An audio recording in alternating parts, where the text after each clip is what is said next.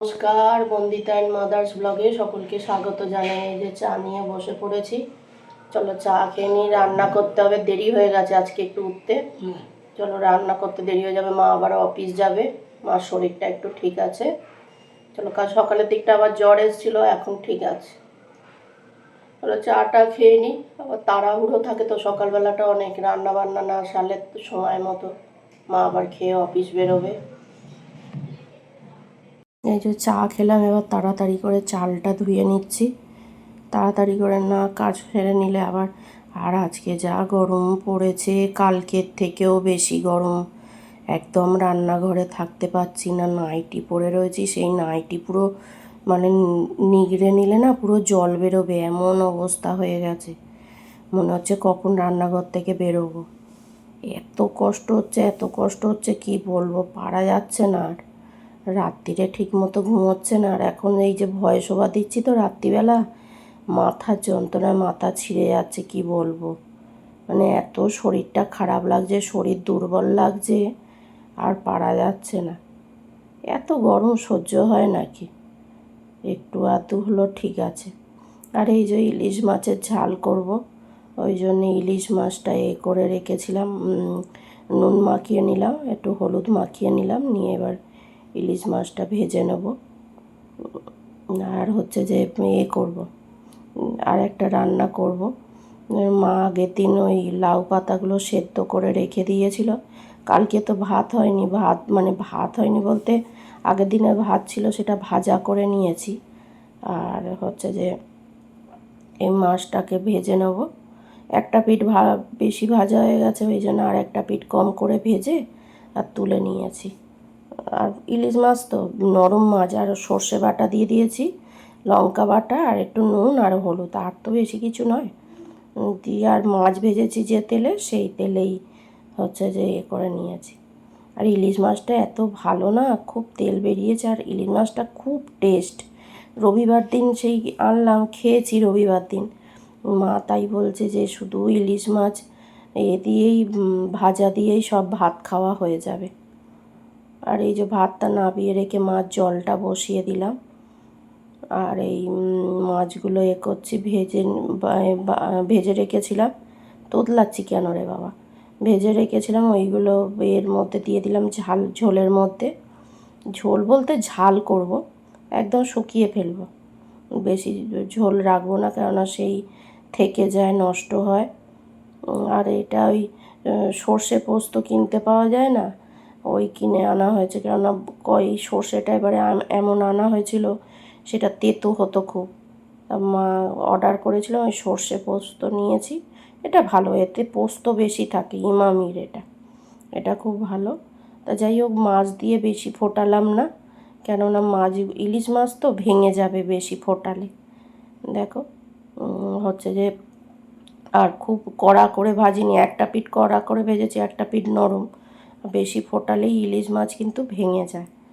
আর মাছের যা টেস্ট কি বলবো তোমাদের, মানে এত সুন্দর মাছটা, বারবার একই কথা বলছি। আর এই যে এদিকে বাসন মেজে নিচ্ছি, আমি বললাম মাছটা নাবিয়ে দিয়ে বাসন কটা মেজে ফেলি। অল্প থাকতে থাকতে মাজলে এবার বেশি হয়ে গেলে তখন আর ভালো লাগে না।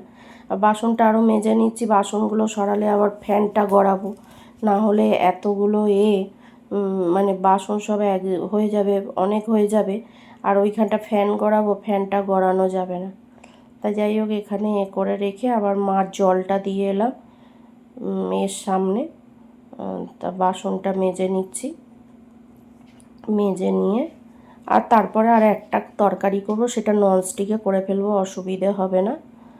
আর হচ্ছে যে বাসন আমার মাজা হয়ে গেল, ঘেমে পুরো চান করে গেছে। আর শরীর এত খারাপ লাগছে না, কি বলবো তোমাদের, প্রচুর শরীর খারাপ লাগছে। আর এই বাসন মেজে আর আজকে না বেশি কিছু কাজও করতে পারিনি, ইচ্ছে থাকলেও না কাজ করতে পারছি না। আর সেই বলেছিলাম না তোমাদের, ওই বড্ড ঘরে টিকটিকি হচ্ছে, তা সেই টিকটিকি এমনি যাতে ঘরে না আসে, আর ওই সেই জানলার কোনায় কোনায় সেই দিয়েছিলাম আমি, বলো না, সেই এই উইপোকা মারার ওষুধ দিয়েছিলাম। তাই ভাবলাম টিকটিকি আসবে না, তা আজকে মা বলছে এই ঠাকুর ঘরের এখানটায় না কোন ঘরে একটা কেমন গন্ধ বেরোচ্ছে। তারপর দেখি জানো সেই টিকটিকিগুলো মরে পড়ে রয়েছে, মরে সেই পচা গন্ধ। তা যাই হোক, এদিকে হচ্ছে যে ওইগুলো ফেললাম, পরিষ্কার করলাম, কাজ করিনি, কি বলছো, রান্নাবান্না করে নিও এসব করেছি। তাই এই যে বেশি করে তেল দিয়ে দিয়েছি, লাউ পাতাটা বাটা হয়েছে, ওই তোমার কালো জিরে আর হচ্ছে যে রসুন দিয়ে লাউ পাতা বাটা হয়েছে। আর হচ্ছে যে এখানে কড়ায় বেশি করে তেল দিয়ে নিয়ে ফ্রাই প্যানে কালো জিরে ফোড়ন দিয়ে আর রসুন ফোড়ন দিয়ে ভালো করে সেটা ভেজে নিয়ে তারপরে এই লাউ পাতাটা দিয়ে, দেখো কতটা ছিল আর কইটুকুনি হয়ে গেল, জল মরে মরে কালো হয়ে গেলে ছেড়ে গেলে তখনই বোঝা যাবে যে লাউ পাতাটা হয়ে গেছে। আজকের লাউ পাতা বাটাটা খেতে এত সুন্দর হয়েছিল না, কি বলবো, মাও তাই বলছে, দারুণ খেতে হয়েছিল। আর এইদিকে রুটিটা করে নিচ্ছি, আর বিকেলে করতে পারবো না গো, গরমে আমি আর রান্নাঘরে ঢুকতে পারছি না, আমার শরীর খুব অস্বস্তি লাগছে। আর আমরা যে বাড়িতে থাকি সেই বাড়িওয়ালার মেয়ে এসেছিলো, ও মাঝে মধ্যেই ফাঁক পেলে আসে আর আমার সাথে দিদি দিদি করে বক বক করতে আসে। ও সে কেক করা শিখছে, ওই জন্য দিদি দিদি করে দৌড়ে আসবে আমার কাছে। আসলে ওরা অনেক দিন ধরেই আমার মাকে চেনে, ওই হচ্ছে যে ওর মা বাবা পোস্ট অফিসে যেত তো, ওই জন্য অনেক দিন ধরে চেনে, ওই কারণে খুব বক বক বক বক করে এসে আমাদের সাথে, আর খুব ভালোবাসে। যাই হোক, বক বক করে, ওই শিখছে কত দাম না দাম সেই নিয়ে, এইভাবে রাখলে এই হবে ওই হবে, বক বক করে যাচ্ছে, আমি আমার কাজ করে যাচ্ছি এদিকে। আর গরমে পুরো জামা টামা সব ভিজে গেছে, মোটামুটি বাসন আমার সব মাজা হয়ে গেছে, আর এই কটা মাজলে হয়ে যাবে। তা ওই কটা আর আমি মাজিনি, মাই মেজে নিয়েছে। দেখো আমার রুটিগুলোও হয়ে গেল। দেখো মা ঠাকুরকে কি সুন্দর করে সাজিয়েছে, মা বলছে অফিস যেতে দেরি হয় হোক, আজকে মন প্রাণ ভরে সাজাবো। এই যে সাজিয়েছে খুব সুন্দর করে। চলো, ডগিটা আবার ডাকছে, ওকে একটু খেতে দিয়ে আসি, কুঁ কুঁ করছে। 2:30 বাজে, আর দেরি করেই খেতে বসেছি, রুটি খেয়েছি তো পেটটা ভার হয়ে রয়েছে। আর এই যে, আর কাল রাত্রিরে তাড়াতাড়ি খেয়ে নিয়েছিলাম, আর ওই শুধু মটর সেদ্ধ খেয়েছি, ওই জন্যে দেরি করে খেতে বসলাম। এই যে আজকে দুপুরে ভাত, আর এই যে লাউ পাতা বাটা, আর এদিকে হচ্ছে ইলিশ মাছের ঝাল। আজকে দুপুরে এই আয়োজন। চলো খাওয়া দাওয়া সারি।